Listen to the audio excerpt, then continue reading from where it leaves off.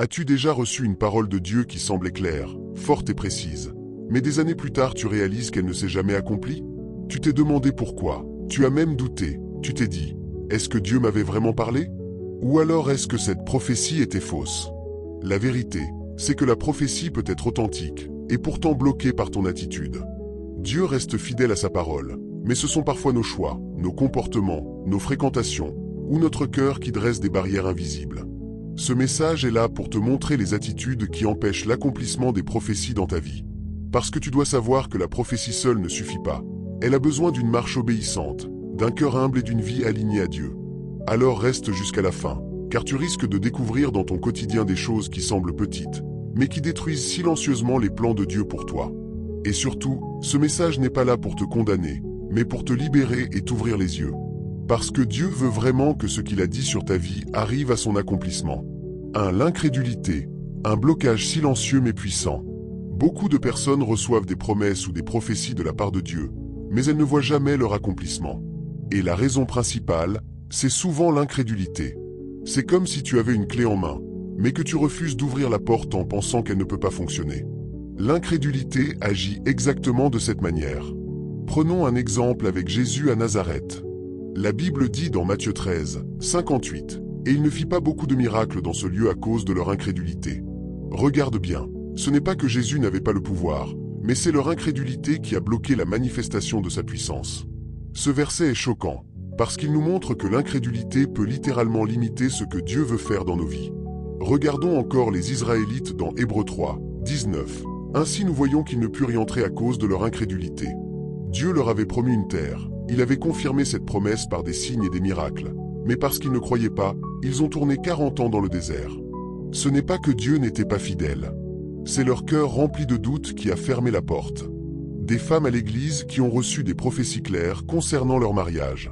Mais à force de douter, de se dire que ce n'était pas possible, qu'elle était trop âgée, elles gâchent leur virginité pour chercher à maintenir un homme, tombent dans le concubinage pour d'autres et cessent de vivre une vie qui les dispose au mariage. C'est la même chose pour les finances. Tu peux recevoir une prophétie que Dieu t'élèvera, qu'il ouvrira des portes dans ton travail ou ton entreprise. Mais si chaque fois que tu regardes ta situation, tu dis que ce n'est pas possible, que tu n'as pas les moyens, que tu n'y arriveras pas, tu bloques toi-même le chemin que Dieu voulait emprunter pour te bénir. L'incrédulité est comme un poison lent qui te paralyse. Et là, permets-moi de te dire que j'ai également été paralysé dans mon entreprise un moment par incrédulité. Je ne croyais pas que je pouvais arriver à certains chiffres d'affaires. Mais quand j'ai cru et que j'ai optimisé l'entreprise en conséquence, c'était comme si Dieu n'attendait que moi pour me bénir. Regardons aussi l'exemple de Zacharie, le père de Jean-Baptiste. Dans Luc 1, 18 à 20, quand l'ange lui annonce la naissance de son fils, Zacharie répond « À quoi reconnaîtrai-je cela car je suis vieux et ma femme est avancée en âge ?» L'ange lui dit alors « Voici tu seras muet et tu ne pourras parler jusqu'au jour où ces choses arriveront parce que tu n'as pas cru à mes paroles qui s'accompliront en leur temps. » Imagine un peu. La prophétie était vraie, mais à cause de son incrédulité, il a été réduit au silence. Dieu a dû le priver de parole pour que son doute n'annule pas le plan divin. Ne pense donc pas que c'est quand tu verras un ange venir t'annoncer une prophétie que tu vas forcément croire. Zacharie a vu un ange, mais il fut toujours incrédule au moins où il lui fallait un blocage spirituel constant pour qu'il garde la foi jusqu'à l'accomplissement de la prophétie. Je vais être franc avec toi, l'incrédulité n'est pas seulement le fait de dire que tu ne crois pas. C'est aussi le fait d'agir comme si la prophétie n'était pas réelle. Quand Dieu te dit qu'il va te bénir, mais que tu continues à parler négativement, à vivre comme si rien ne va changer, tu es en train de bloquer ton propre miracle. Pense à Pierre dans Matthieu 14, 29 à 31. Jésus lui dit de marcher sur l'eau. Pierre commence bien, il marche. Mais dès qu'il regarde au vent et aux vagues, il commence à couler. Jésus lui dit alors, « Homme de peu de foi, pourquoi as-tu douté ?» Tu vois, l'incrédulité ne vient pas seulement avant le miracle, elle peut surgir en plein milieu et faire échouer ce qui avait bien commencé. Alors la vraie question est la suivante. Est-ce que tu crois réellement à ce que Dieu a dit sur ta vie? Est-ce que tu considères la prophétie comme une réalité inévitable? Ou bien tu la ranges dans un coin comme un beau discours qui peut arriver ou pas? Tu dois comprendre que l'accomplissement dépend aussi de ta foi. Comme il est écrit dans Hébreux 11, 6. Or sans la foi il est impossible de lui être agréable, car il faut que celui qui s'approche de Dieu croie que Dieu existe et qu'il est le rémunérateur de ceux qui le cherchent. Sans foi, tu peux recevoir 1000 prophéties, mais elles resteront lettres mortes. 2. La désobéissance, l'attitude qui ferme la porte aux promesses. Tu sais, L'une des choses les plus dangereuses dans la marche avec Dieu, c'est de recevoir une direction claire et de choisir volontairement un autre chemin. La prophétie n'est pas une magie. Elle est liée à une obéissance. Si Dieu parle, c'est aussi pour nous guider vers ce qu'il a promis. Regarde le roi Saül. Dans 1 Samuel 15, 22 à 23, Samuel dit « L'Éternel trouve-t-il du plaisir dans les holocaustes et les sacrifices comme dans l'obéissance à la voix de l'Éternel ? Voici l'obéissance vaut mieux que les sacrifices et l'observation de sa parole vaut mieux que la graisse des béliers. Car la désobéissance est aussi coupable que la divination et la résistance ne l'est pas moins que l'idolâtrie et les téraphimes. Puisque tu as rejeté la parole de l'Éternel, il te rejette aussi comme roi. » Tu vois, Saül avait reçu une mission prophétique claire, détruire entièrement Amalek. Mais il a choisi d'écouter le peuple et de garder le meilleur du butin. Ce petit compromis lui a coûté la royauté. La prophétie qui disait que sa maison serait établie a été annulée par sa désobéissance. Et ce n'est pas seulement pour les rois. Prenons Jonas. Dans Jonas 1, 1 à 3, il est écrit « La parole de l'Éternel fut adressée à Jonas fils d'Amithaï en ces mots « Lève-toi, va à Ninive la grande ville et crie contre elle car sa méchanceté est montée jusqu'à moi. » Et Jonas se leva pour s'enfuir à Tarsis loin de la face de l'Éternel. Il descendit à Joppé et il trouva un navire allant à Tarsis.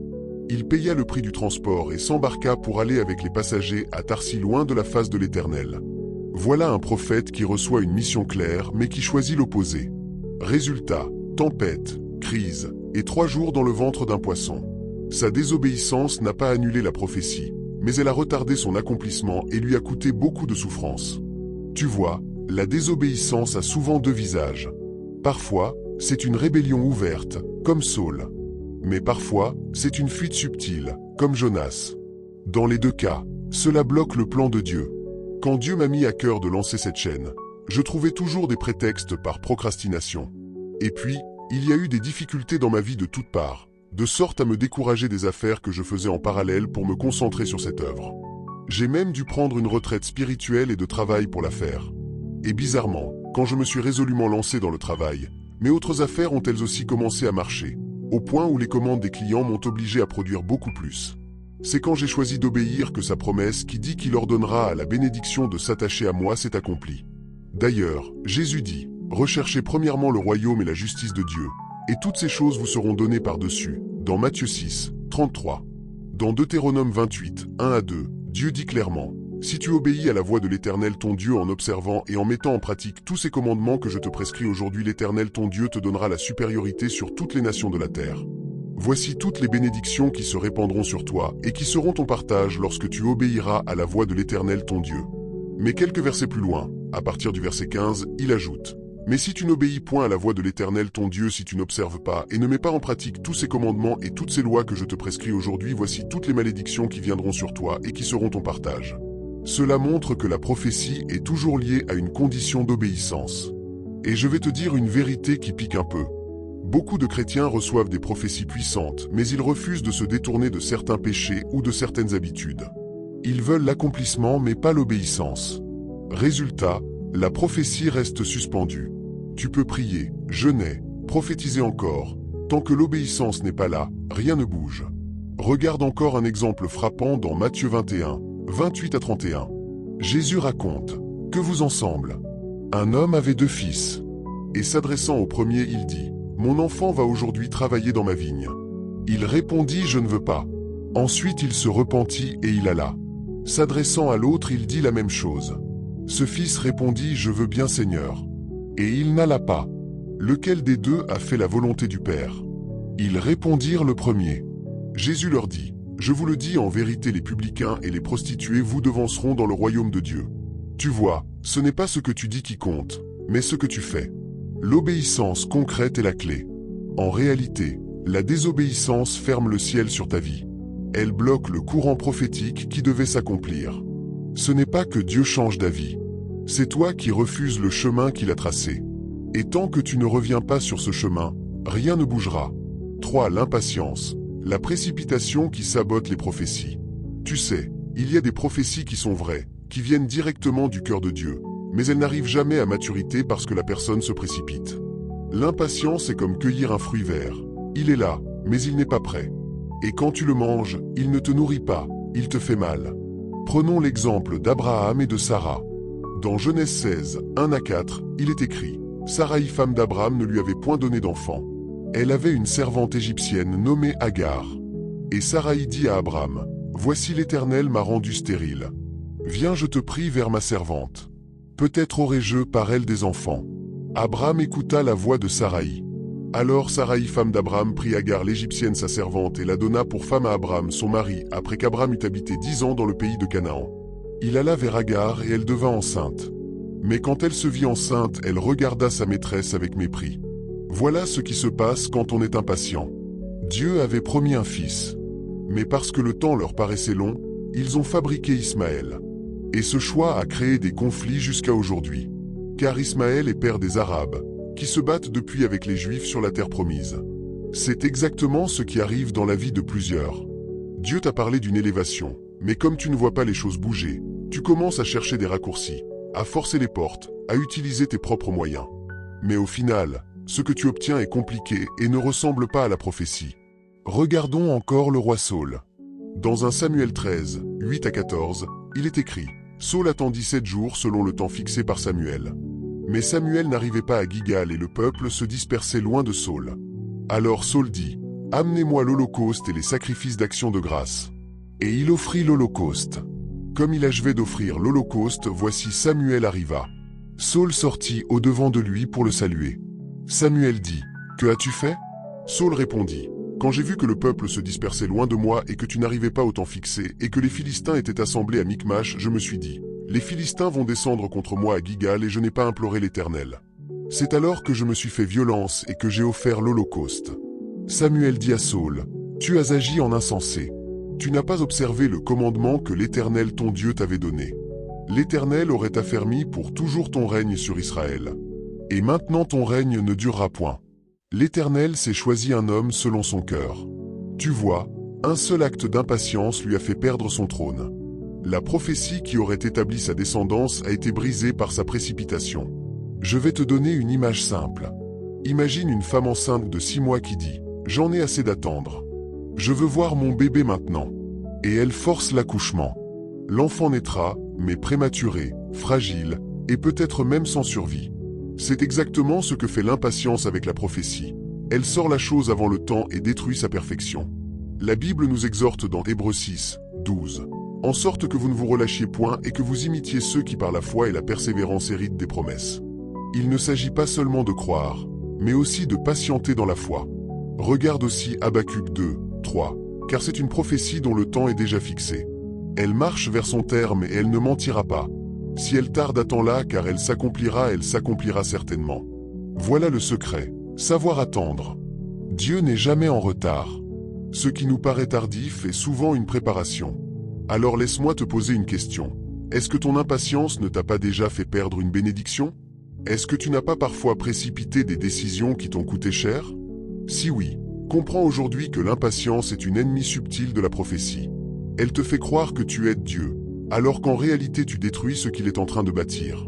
4. La négligence. Tuer la prophétie par manque de soin. La prophétie est comme une semence. Quand Dieu parle, c'est comme si une graine était déposée dans ton cœur. Mais une graine a besoin d'être entretenue. Il faut l'arroser, l'exposer à la lumière, la protéger des mauvaises herbes. Si tu la négliges, elle finit par sécher et mourir. Beaucoup de prophéties ne s'accomplissent pas, non pas parce qu'elles étaient fausses, mais parce que la personne n'a pas fait attention à entretenir cette parole. Paul en parle très clairement à Timothée.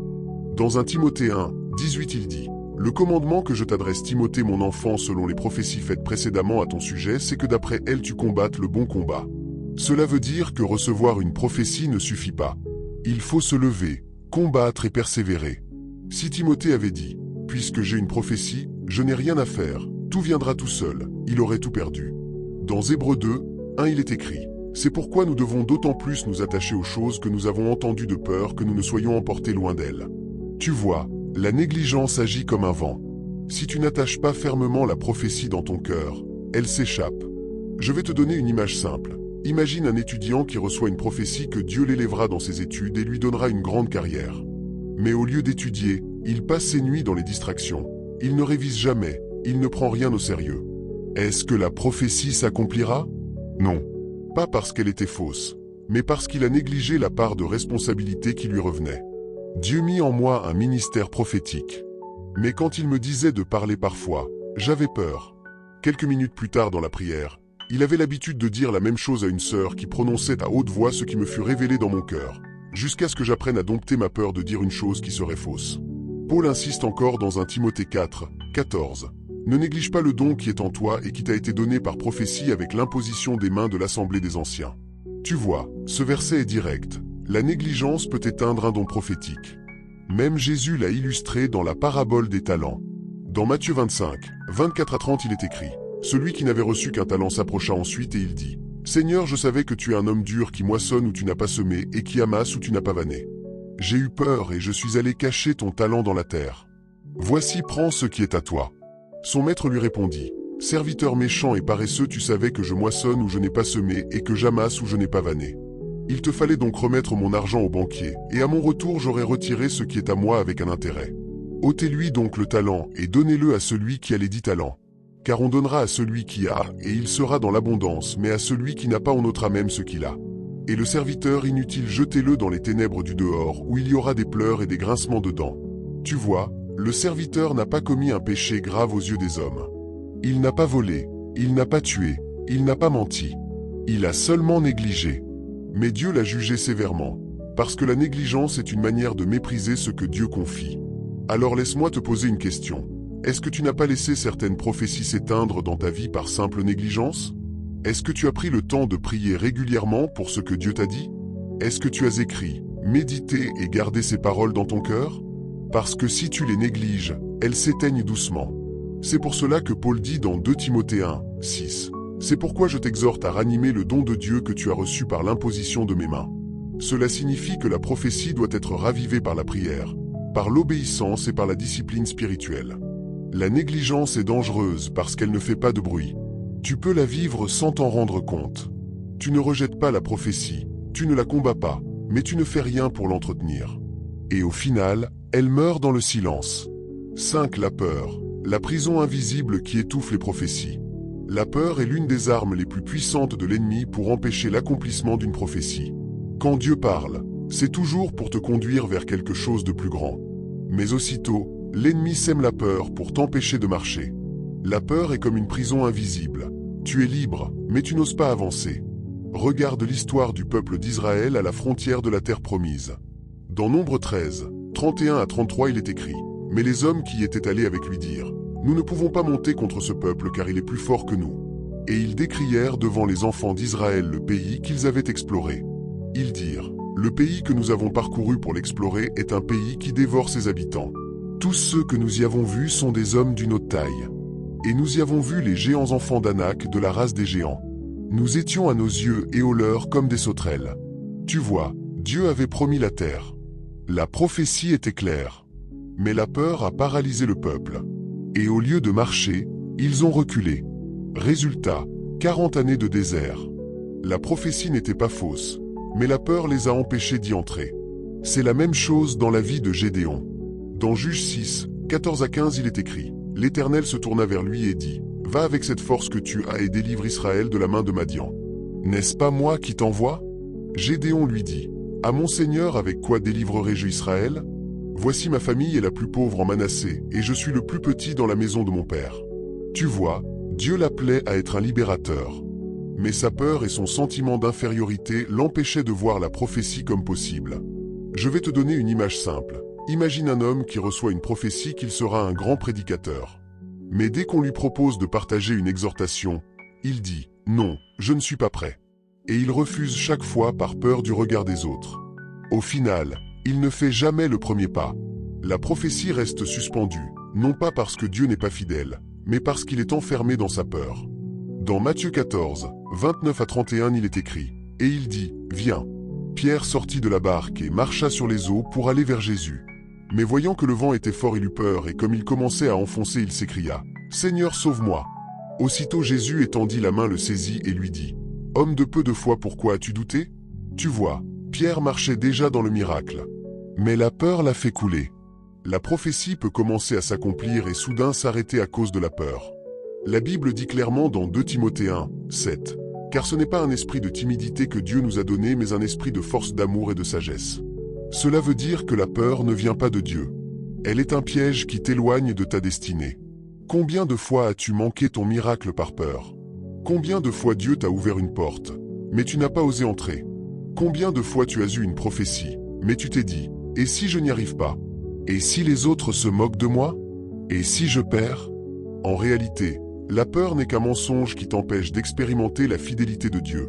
La vérité, c'est que la prophétie ne s'accomplira jamais tant que tu es enfermé dans la peur. Tu dois choisir de croire que Dieu est plus grand que tes craintes. Comme il est écrit dans Josué 1, 9. Ne t'ai-je pas donné cet ordre, fortifie-toi et prends courage, ne t'effraie point et ne t'épouvante point, car l'Éternel ton Dieu est avec toi dans tout ce que tu entreprendras. 6. L'attachement au péché, la chaîne invisible qui étouffe la prophétie. Le péché non confessé et entretenu est l'un des plus grands blocages à l'accomplissement d'une prophétie. Dieu est fidèle à sa parole, mais le péché agit comme une barrière qui coupe la communion et empêche le flot de la bénédiction. C'est comme un robinet fermé, l'eau est bien là, mais elle ne coule pas parce qu'une chose le bloque. Regarde l'histoire d'Israël après la prise de Jéricho. Dans Josué 7, 1 il est écrit « Les enfants d'Israël commirent une infidélité au sujet des choses dévouées par interdit. Akan, fils de Carmi, fils de Zabdi, fils de Zérak de la tribu de Juda, prit des choses dévouées par interdit, et la colère de l'Éternel s'enflamma contre les enfants d'Israël. » Plus tard, dans Josué 7, 11 à 12, Dieu dit « Israël a péché, ils ont transgressé mon alliance que je leur avais prescrite, ils ont pris des choses dévouées par interdit, ils les ont dérobées, ils ont menti, et ils les ont cachées parmi leurs bagages. Aussi les enfants d'Israël ne pourront-ils résister à leurs ennemis, ils tourneront le dos devant leurs ennemis car ils sont sous l'interdit. Je ne serai plus avec vous si vous ne détruisez pas l'interdit du milieu de vous. » Tu vois, Dieu avait promis à Israël la victoire sur tous ses ennemis. Mais à cause du péché d'un seul homme, la prophétie de victoire a été bloquée. C'est exactement ce qui arrive à beaucoup de personnes. Dieu leur a parlé d'élévation, de bénédiction, de percée, mais ils gardent encore des liens avec des pratiques contraires à la parole de Dieu. Tant que ce péché demeure, la prophétie ne peut pas s'accomplir. Prenons l'exemple d'Ésaü. Dans Hébreux 12, 16 à 17 il est écrit « Veillez à ce que nul ne soit débauché ni profane comme Ésaü qui pour un mets vendit son droit d'aînesse. Vous savez que plus tard, voulant obtenir la bénédiction, il fut rejeté quoiqu'il la sollicita avec larmes, car la repentance ne put avoir d'effet. Ésaü avait une destinée de premier-né. La prophétie de bénédiction était sur lui. Mais son attachement au plaisir immédiat a détruit son héritage. Je vais te donner une image de la vie quotidienne. Imagine un homme qui reçoit une prophétie que Dieu va l'utiliser puissamment dans la louange. Mais au lieu de se sanctifier, il continue à fréquenter les bars, à s'enivrer, et à mener une vie double. Est-ce que la prophétie s'accomplira? Non. Parce que Dieu ne peut pas mettre sa gloire dans un vase qui reste volontairement souillé. La Bible est claire dans Ésaïe 59, 1 à 2. Non, la main de l'Éternel n'est pas trop courte pour sauver, ni son oreille trop dure pour entendre. Mais ce sont vos crimes qui mettent une séparation entre vous et votre Dieu, ce sont vos péchés qui vous cachent sa face et l'empêchent de vous écouter. Tu vois, ce n'est pas Dieu qui a changé. C'est le péché qui a construit un mur. La prophétie peut être grande, mais si la personne choisit de vivre dans le péché, elle ferme la porte à son propre miracle. Ce n'est pas que Dieu ne veut pas bénir. C'est que l'attachement au péché bloque le canal par lequel la prophétie devait s'accomplir. C'est pour cela que Paul dit dans Romains 6, 12, que le péché ne règne donc point dans votre corps mortel et n'obéissez pas à ses convoitises. Tant que tu ne fais pas d'efforts réels et persistants pour sortir du péché, la prophétie en ta faveur est bloquée. Mais dès que tu renonces à ce qui te lie, le ciel se rouvre et la parole de Dieu recommence à s'accomplir. Alors laisse-moi te poser la question. Est-ce qu'il y a un péché que tu gardes encore en cachette et qui pourrait bloquer l'accomplissement de ce que Dieu a dit sur ta vie? Es-tu prêt à briser ce lien pour libérer ta destinée? Parce que tant que tu ne le fais pas, la prophétie restera comme enfermée derrière une porte verrouillée. C'est l'influence des mauvaises compagnies, le sabotage silencieux de la prophétie. Dieu peut avoir parlé clairement sur ta vie, mais si tu marches avec des personnes qui ne partagent pas sa vision pour toi, qui se moquent de la foi ou qui te tirent constamment vers le bas, cette prophétie risque de rester bloquée. Regarde ce que dit 1 Corinthiens 15, 33. Ne vous y trompez pas, les mauvaises compagnies corrompent les bonnes mœurs. Ce verset est direct. Même si tu as reçu une prophétie que tu seras puissant dans le ministère, si tu t'entoures de gens qui méprisent l'onction, qui aiment la mondanité et qui ne veulent pas marcher avec Dieu, leur influence va t'éloigner petit à petit du chemin de l'accomplissement. Un exemple frappant est celui du roi Roboam dans 1 Roi 12, 8 à 11. Après la mort de Salomon, Roboam devait gouverner Israël. Les anciens lui conseillèrent d'alléger le joug du peuple pour gagner leur cœur. Mais Roboam abandonna le conseil des anciens et suivit celui des jeunes gens avec qui il avait grandi. Ces jeunes lui dirent d'alourdir encore le fardeau du peuple. Résultat, le royaume fut divisé et il perdit une grande partie de ce que Dieu avait confié à la maison de David. Tu vois, la prophétie d'une royauté stable s'est brisée à cause de mauvaises influences. Si tu es en Christ et que tu fais de ton mieux pour marcher selon sa volonté et te corriger si tu tombes, il y a des prophéties concrètes sur ta vie, comme nous le verrons dans d'autres enseignements, comme dans Deutéronome 28. Mais si tu te laisses corrompre par l'entourage, tu risques de ne plus y être éligible car tu peux tomber dans les 6 choses vues plus haut. Tu dois au contraire ne garder avec toi que des personnes qui vivent selon les canevas de Dieu, et surtout ceux qui le font en vivant la prophétie que tu veux voir s'accomplir. Tu veux être un entrepreneur chrétien? Cherche ceux de ton entourage qui le sont et qui sont des modèles de foi. Et s'il n'y en a pas, bon sang, nous sommes à l'ère du numérique et tu trouveras forcément des modèles que Dieu t'inspira. La Bible nous donne aussi l'exemple de Samson. Dans Juges 16, 15 à 17 il est écrit « Elle lui dit comment peux-tu dire je t'aime puisque ton cœur n'est pas avec moi? Voilà 3 fois que tu t'es joué de moi et tu ne m'as pas déclaré d'où vient ta grande force. » Comme elle était chaque jour à le tourmenter et à l'importuner, son âme s'impatienta à la mort. Il lui ouvrit tout son cœur et lui dit « Le rasoir n'a point passé sur ma tête parce que je suis consacré à Dieu dès le ventre de ma mère. Si j'étais rasé, ma force m'abandonnerait, je deviendrais faible et je serais comme tout autre homme. » Delilah était une mauvaise compagnie. À cause d'elle, Samson a perdu sa force, ses yeux et sa destinée. Sache que parfois les prophéties sont données par rapport à l'état dans lequel tu es. Tu as donc reçu la prophétie que tu aurais un mari ou une femme qui correspond à tes critères pendant que tu étais vierge. Mais voyant d'autres dans des relations sexuelles hors mariage, tu fais de même. Or, la personne que Dieu voulait te présenter a mis ce facteur en prédominance. À l'époque où j'ai connu ma femme, c'était une condition absolue qui disqualifiait beaucoup. Je ne dis pas que c'est le mieux à faire. Je dis que tu peux gâcher une prophétie en sortant des critères de son accomplissement. Et quoi de mieux que nos compagnies pour nous pousser à changer? Tout comme Dieu peut t'avoir donné une prophétie d'échec par rapport à ton état actuel. Mais tu changes la prophétie en succès en devenant une meilleure personne. Déclare lui-même ces choses dans Ézéchiel 33, 8 à 11 que je t'invite à aller lire. Proverbe 13, 20 dit « Celui qui fréquente les sages devient sage, mais celui qui se plaît avec les insensés s'en trouve mal. » Tu vois, les compagnies sont comme un miroir. Si tu marches avec des sages, ta prophétie est portée et nourrie. Mais si tu marches avec des insensés, ta prophétie est étouffée et ou retardée. Alors pose-toi la question, qui sont les personnes que tu fréquentes le plus? Est-ce que ce sont des gens qui nourrissent ta foi, qui te rappellent ce que Dieu a dit sur toi, qui t'encouragent à persévérer? Ou au contraire, est-ce que ce sont des personnes qui t'éloignent de Dieu, qui te découragent, qui se moquent de tes convictions et qui te tirent vers le bas? Nous venons de voir ensemble plusieurs attitudes qui bloquent l'accomplissement des prophéties divines. Le manque de foi, la désobéissance, la peur, l'impatience, la négligence, l'orgueil et les mauvaises compagnies. Chacune de ces attitudes est comme un mur que nous dressons nous-mêmes entre Dieu et sa promesse. Mais retiens ceci, Dieu n'a jamais changé d'avis sur toi. Ce qu'il a dit, il veut le réaliser. La seule question est de savoir si toi, tu es prêt à briser ces murs. Car si tu continues de les tolérer, tu resteras bloqué là où tu es.